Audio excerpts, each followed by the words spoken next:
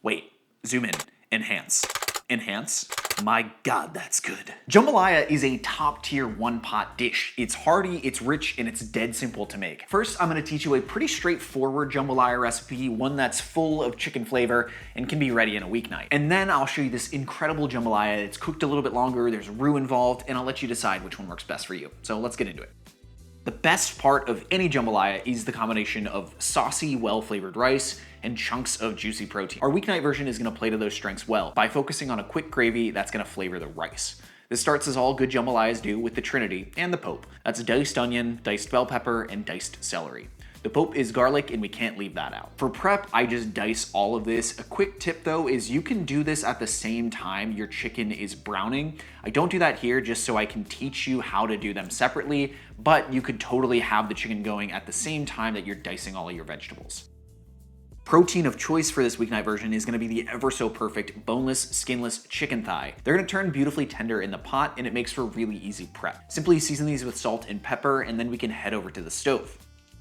I like to cook this in my Dutch oven as it holds heat and steam really well so the rice can cook evenly. Get that hot over medium-high and then add a touch of oil to help the chicken brown evenly. Drop those juicy thighs in the pan and let them take on a nice bit of color. The first side can take like 5 minutes or so. It's worth getting a good amount of brown here as it's gonna taste much better than just boiled chicken. Once it's brown on both sides, remove it from the pan and add the onions, bell pepper, and celery. There should be enough fat in the pan to cook these, but feel free to adjust if needed. Those brown bits in seasoned chicken should come up, but if they don't, go ahead and add a splash of water.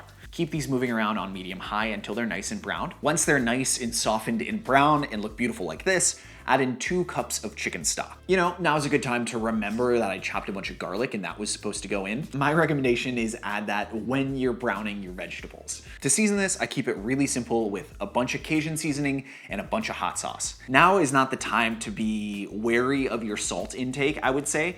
When I make food like this, I want it to be really, really heavily seasoned, especially because there's a lot of liquid and a lot of rice, and we need that seasoning to penetrate it, so don't be shy here. Bring this up to a boil and add in 1 cup of long grain rice. Make sure it's washed well before it goes in. This can be stirred right now, but after that, we're pretty much not gonna touch it. If it gets too agitated, the rice is gonna break up and make a gummy jambalaya, which I'm sure you've had before, and it's not very good. Add back in your chicken here as well. Once it's up to a simmer, you can cover this, turn the heat to low, and let it cook for 25 minutes. One adjustment you can make, and it really depends on how you like your jambalaya. I like mine a little bit wetter.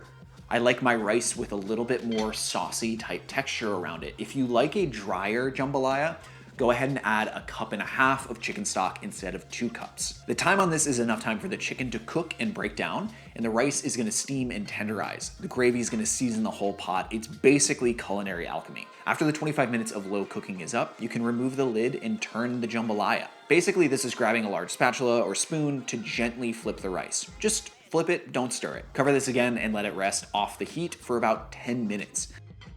Sometimes like 90% of the rice is cooked, but some of the grains are still hard, and this rest is gonna fix that. It sort of like equalizes the temperature in the whole pot. This is a good time to slice some green onions if you're feeling it. Then you're gonna open the lid and bask in all of that hard work. Serve this piping hot in bowls with green onions, and if you're like me, probably some more hot sauce. Jambalaya like this is basically your perfect weeknight meal. It's got your protein, it's got your carbs, and it's got your vegetables all in one pot. The rice granules hold up, but the chicken itself is falling apart. It's simplicity at its finest. Jambalaya, however you like to say it, that's okay with me. I mean, just look at that. Stunning. There's so much flavor. If you grew up with like boxed jambalaya, they're usually pretty dry. Just use 1.5 cups of chicken stock instead of a full 2 cups. It is so good, and it comes together really, really easily. You can totally just cook the chicken at the same time you're chopping the veggies, and the whole thing's done within an hour.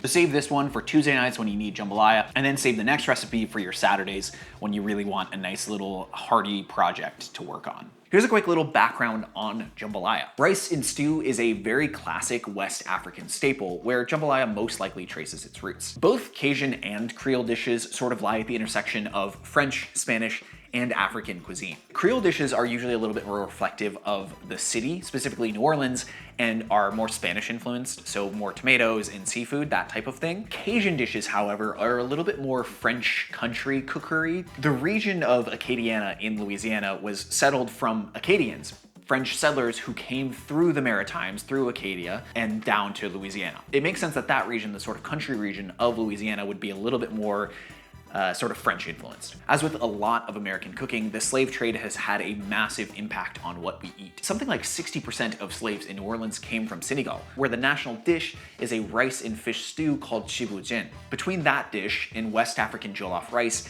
it's pretty easy to see where jambalaya traces its roots. As with, the whole melting pot thing, it's an African dish made with French and Spanish ingredients for a people of a certain region in America. And I think that makes it really, really special and worth knowing the history of. Now, if we took this whole dish and enhanced each step, we would get something like our weekend jambalaya. The weekend jambalaya is a little bit closer to your sort of Sunday sauce type of mentality, which means it feeds more people, there are more ingredients, and it's more involved. The trinity is gonna remain the same, as is the garlic. This should pretty much be consistent in every jambalaya recipe.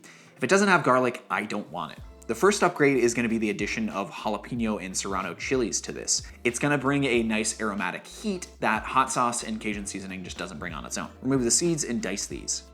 The protein here is going to be in the form of bone-in, skin-on chicken thigh. The skin is going to release a bunch of good fat into the rice. And some delicious pork product. Options include sausage, preferably andouille or hot links.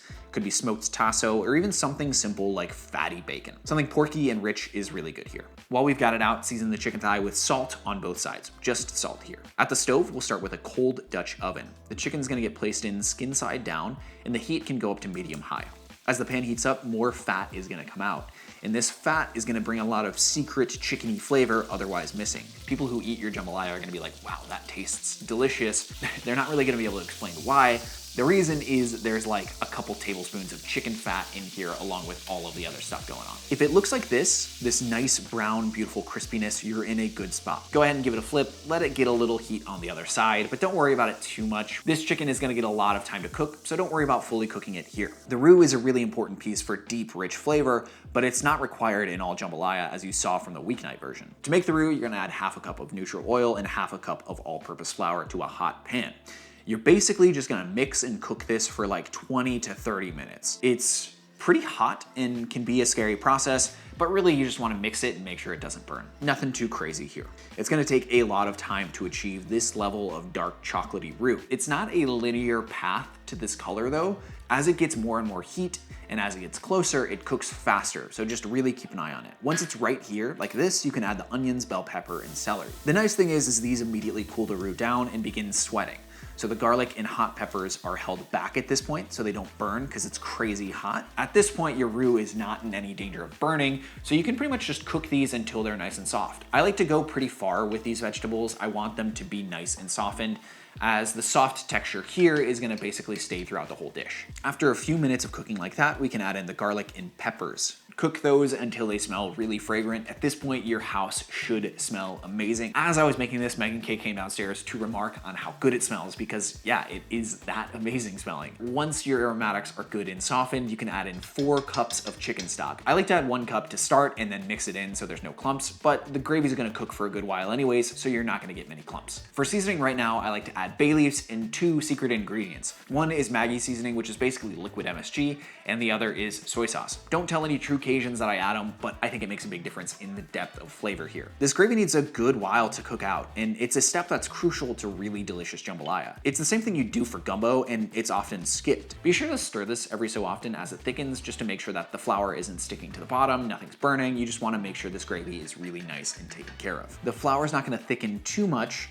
but it's gonna make the house smell delicious, nutty, and incredible. We're gonna let that go for a full hour, and now you can see why this is a weekend project and not a weekday project. Making the roux and cooking the roux out is a full-on process, so you don't wanna do this on like a Tuesday night when you're just jonesing for some jambalaya. The hour's up, and the gravy has cooked really, really nicely. The flavors have deepened and the flour has cooked out, so it doesn't taste raw at all. This is the key to the final dish. Here, I'll season this with Cajun seasoning and hot sauce. Again, be heavy-handed with the seasoning. Nobody wants under-seasoned rice. Usually here, I'll throw in some extra onion and garlic powder just to amp everything up. And then for some extra credit, you could totally brown off your sausage in a separate pan. You could also just add it raw. It doesn't really make that much of a difference. I like to brown it because the sausage I have is really fatty, and I'm gonna get rid of some of of that fat. There's already, with the chicken fat and the oil, about 3/4 of a cup of fat in here, so I don't feel like it needs that much more. Either way, just make sure your sausage is in the pot and ready to go. Bring that up to a simmer and add in 2 cups of washed white long grain rice. Both jambalayas get the same rice. It needs to be washed and it needs to be long grain. Stir that in gently and then place the browned chicken pieces on top. Bring that to a simmer and cover it so the rice can absorb the flavor. This is gonna head into the oven at 350 Fahrenheit for 30 minutes. The bone-in thigh needs a little bit more time to cook, and the gentle heat from the oven is gonna ensure that the rice doesn't overcook. The 30 minutes are up, so get ready to crack the lid open and see how you did. If it's anything like mine, it's gonna smell incredible and it's gonna look even better. Here, I like to do the same thing I do for my weeknight version, which is cover it and leave it for like 10 minutes. Just let it sit, let the heat equalize, let the rice finish absorbing the steam, and that's gonna help get you a really, really nice texture in the end. Use that time to, clean up and chop some green onions. Now that you're ready to eat this dish, you can appreciate the difference in the depth that you get from a roux versus a non-roux. The flavor on offer here is just incredible. It's super, super rich and luxurious. Again, there's like a lot of fat in this, and that makes a big difference for the mouthfeel and the taste of the whole dish. Fat as a whole helps flavors sort of move across your tongue and it gets you more flavor. And this dish is a perfect example of why that happens. Once you've got more time on a weekend, I really want you to make this jambalaya. This is the one pot wonder you've been waiting for. Thank you so much for watching. Go ahead and like the video and subscribe if you enjoyed it. It helps me out and it gives you more content like this. Massive shout out to the amazing people supporting me directly on Patreon through patreon.com/CameronMarty. They get some cool benefits for supporting the channel and I get to keep making videos like this. It means the world to me. Consider checking it out and consider becoming a patron. Thank you so much for watching. Really appreciate you being here. Cheers. I came here for love.